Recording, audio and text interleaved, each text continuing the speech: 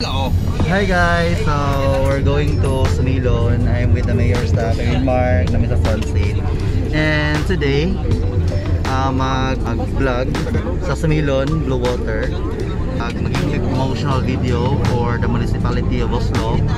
And then, of course, an opportunity sa among vlog.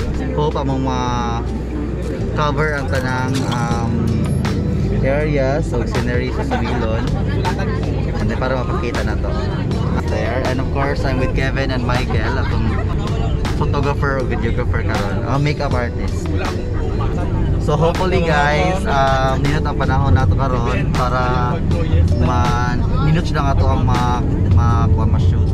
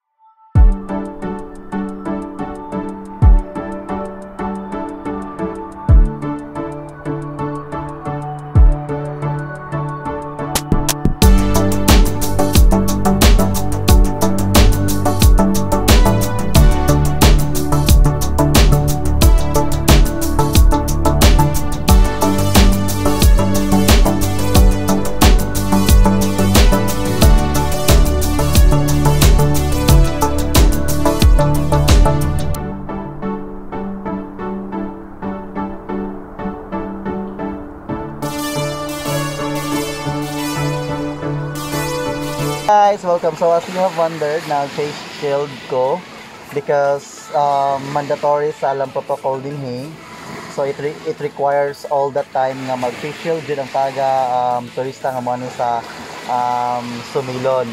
And of course, we need to follow the abiding rules and guidelines kaya para masana sa atong safety. And supposedly, 8 ang among departure sa pump boat dito sa isla na, but then na-delay siya and it's already 9 AM kay we need to follow social distancing protocol, diba? So, ang maximum capacity sa pump boat, i-divide siya, so mao siya na lesser na ang pwede makasakay. So, mao nga dugay-dugay sa me. And today, we are still waiting sa among pump boat and naapod batid sa Yantayan, lalo sa Yantayan, you can see. Nice kaysa dari landong. Actually, medyo daghan-daghan na sad kalau sa Ginoo nga ato mga turista nga mga sa Sumilon. So it's one way and coping up na sila nga mga naalkansi this past few days nga medyo stricto ang ato ang quarantine protocols.